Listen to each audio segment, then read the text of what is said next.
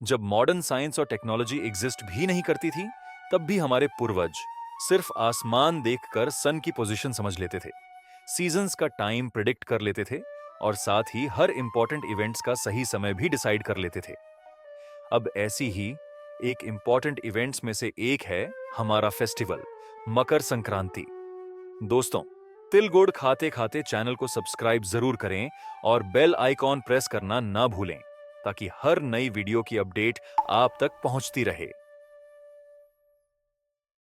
तो दोस्तों, आज का वीडियो स्टार्ट करने से पहले मैं आपसे पूछना चाहूंगा कि मकर संक्रांति के दिन किस नदी में स्नान करना सबसे ज्यादा पवित्र माना जाता है?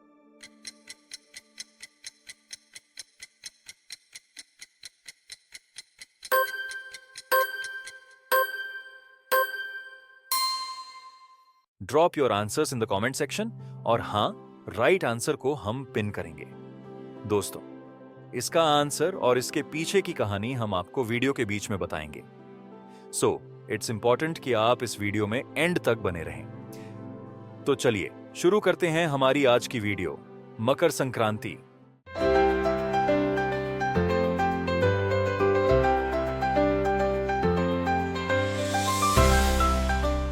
ये एक ऐसा फेस्टिवल है जो एस्ट्रोनॉमिकल और कल्चरल दोनों ही पर्सपेक्टिव्स से इंपॉर्टेंट है।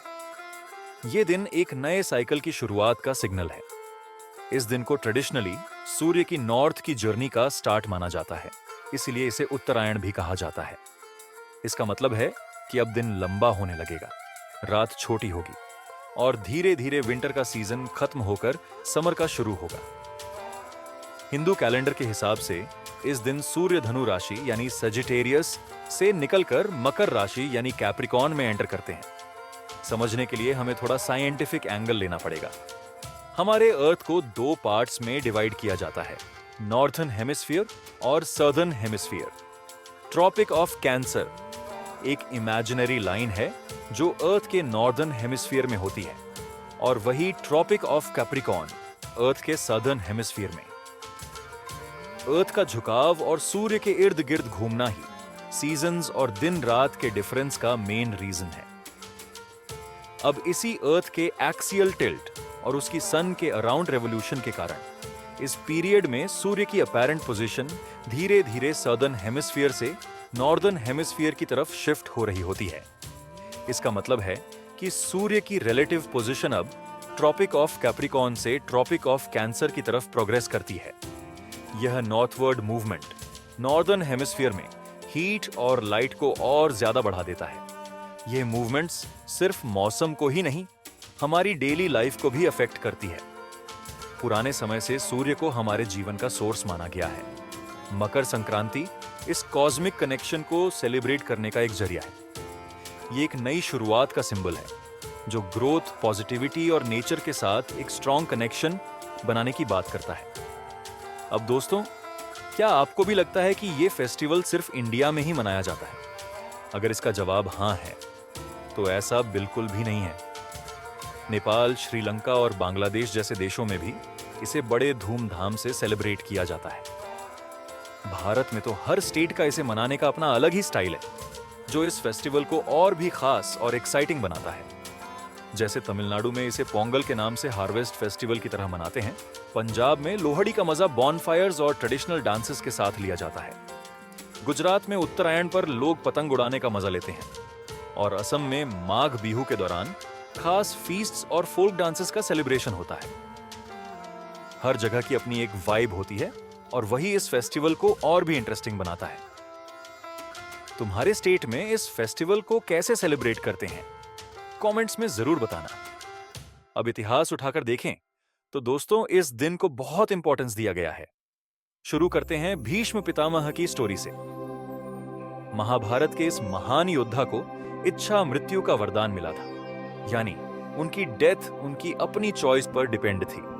भीष्म ने अपनी मृत्यु के लिए उत्तरायण का वेट किया, जो कि मकर संक्रांति से स्टार्ट होती है। इस दिन मृत्यु होने पर व्यक्ति को मोक्ष प्राप्ति होती है। इसी कारण उत्तरायण को एक पवित्र समय माना जाता है। भीष्म ने तीरों की शैया पर कई दिन गुजारे और फाइनली मकर संक्रांति के दिन अपने शरीर का त्याग कर दिया। अगली कहानी मां गंगा और भगीरथ की है। राजा भगीरथ ने कठिन तपस्या करके मां गंगा को स्वर्ग से पृथ्वी पर बुलाया ताकि अपने पूर्वजों को कपिल मुनि के श्राप से मुक्ति दिलवा सके। यही वह दिन है जिस दिन मां गंगा कपिल मुनि के आश्रम पहुंची थीं, इसलिए मकर संक्रांति पर गंगा स्नान का इंपॉर्टेंस और बढ़ जाता है। तो दोस्तों, यही उस क्वेश्चन का आंसर है जो मैंने आपको वीडियो के स्टार्ट में पूछा था। तीसरी कहानी भगवान विष्णु और मंदार पर्वत की है। कहते हैं मकर संक्रांति के दिन ही भगवान विष्णु ने असुरों का वध करके उनके सिरों को मंदार पर्वत के नीचे दबा दिया था। यह कहानी बुराई पर अच्छाई की जीत को दर्शाती है। और नेक्स्ट जो सबसे इंपॉर्टेंट कहानी फेमस है वह यह है कि इस दिन सूर्यदेव अपने बेटे शनि से मिलने उनके घर मकर राशि में जाते हैं। इस बात का एस्ट्रोनॉमिकल पर्सपेक्टिव तो हम वीडियो में पहले ही डिस्कस कर चुके हैं। अगर आप सोचकर देखें, जैसे सूर्य अपनी जर्नी में एक नए फेज में एंटर करते हैं और एक नई शुरुआत करते हैं, वैसे ही हमें भी अपनी लाइफ में जरूरत पड़ने पर एक फ्रेश स्टार्ट लेना चाहिए। यह दिन न सिर्फ एग्रीकल्चर के लिए इंपॉर्टेंट है, बल्कि स्पिरिचुअल ग्रोथ के लिए भी उतना ही इंपॉर्टेंट है। वीडियो पसंद आई तो लाइक, शेयर एंड सब्सक्राइब कर ही देना। हैप्पी मकर संक्रांति।